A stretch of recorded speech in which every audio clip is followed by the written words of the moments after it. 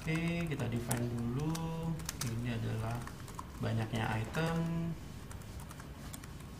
Kemudian kita akan coba looping sebanyak item yang ada. Oke, dari sini kita coba akan ambil satu baris dari item yang sudah ada.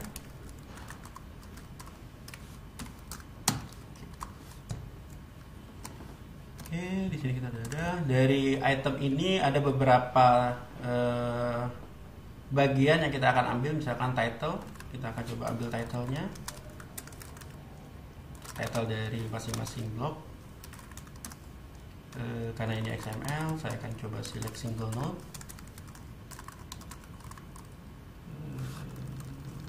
Single node.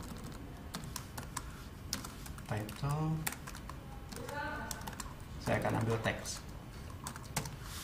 Oke, sampai saat ini kita sudah bisa mengambil teksnya. Kemudian kita coba buat satu elemen, misalkan header 2 dengan kita buat satu elemen dari dokumen. Kita create elemennya.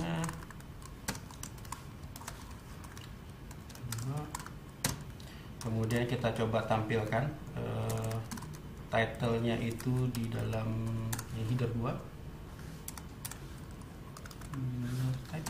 Kita masukkan, kita assign title-nya di sana.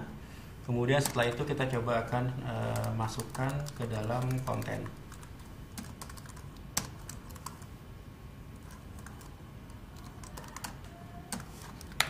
Ya.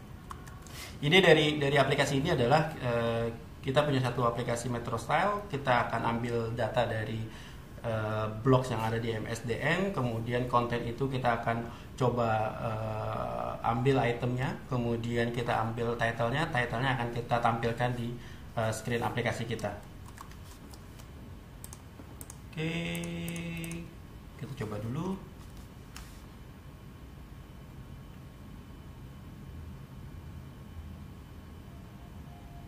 Ya, keluar. Jadi ini satu simple application yang bisa kita buat menggunakan API yang ada di WinJS.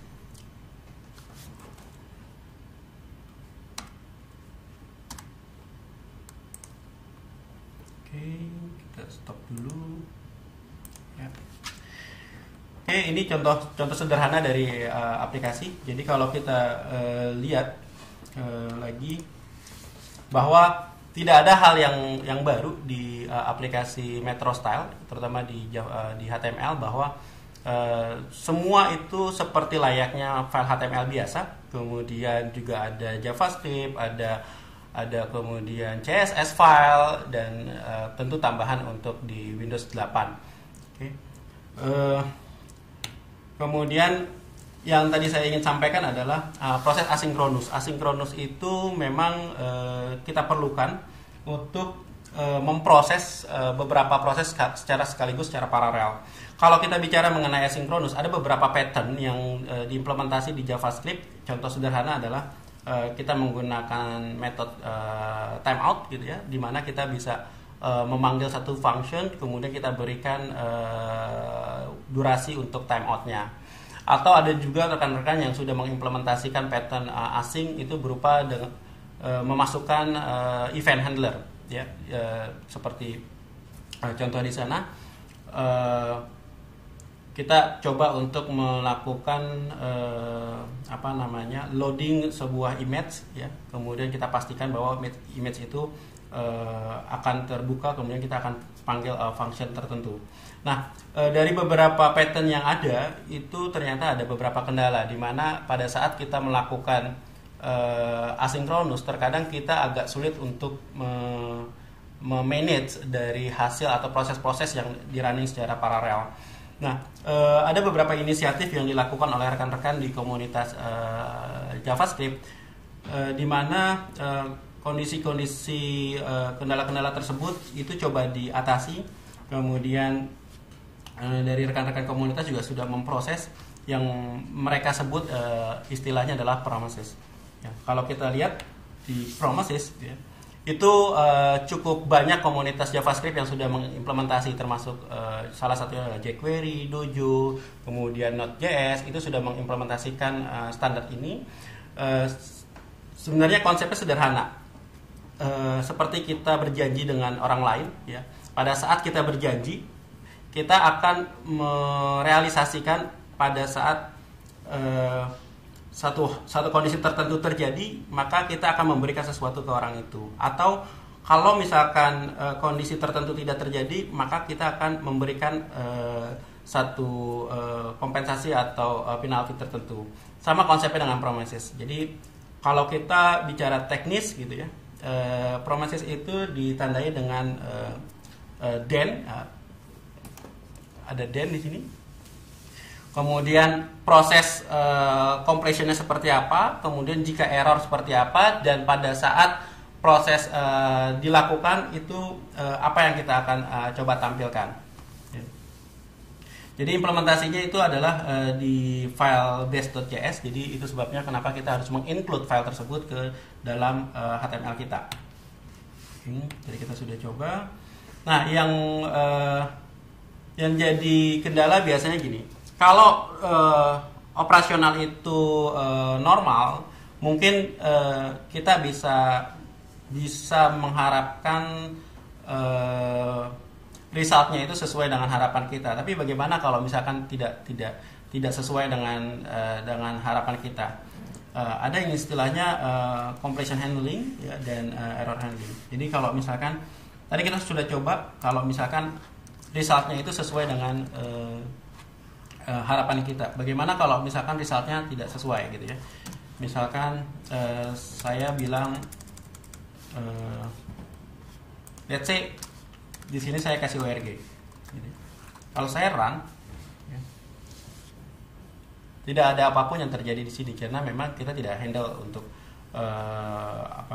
exceptionnya. Oke, saya coba handle di sini. Saya akan buatkan function lagi.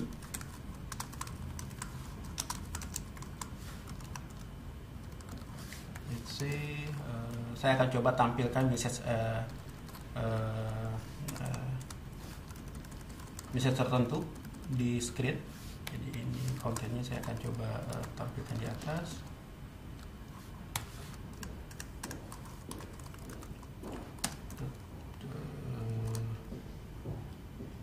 Misalkan saya langsung buat intek.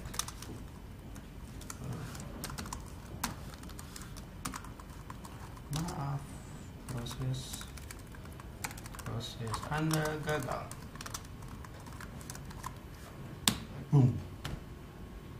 Ya, jadi rekan-rekan bisa lihat. Jadi dia akan memproses ini. Ya, jadi kita bisa buat kayak semacam kondisi di sini. Oke, rekan-rekan sudah melihat bagaimana proses pembuatan aplikasi di Windows 8 menggunakan JavaScript. Jika rekan-rekan lihat bahwa tidak terlalu banyak code yang perlu kita buat di sini karena memang semuanya sudah di-provide oleh Windows 8 atau API-nya di WinJS. Jadi saya harapkan hal yang baru ini tidak menjadi satu kendala untuk rekan-rekan membangun aplikasi di Windows 8. Ya. Jadi untuk skill set Anda di HTML, di JavaScript tetap akan terpakai dan bahkan akan menjadi satu elemen yang paling penting dalam membuat aplikasi di Windows 8. Untuk sesi ini saya akan akhiri. Kita akan bertemu lagi di sesi-sesi berikutnya, terutama di series Windows 8 Development. Terima kasih.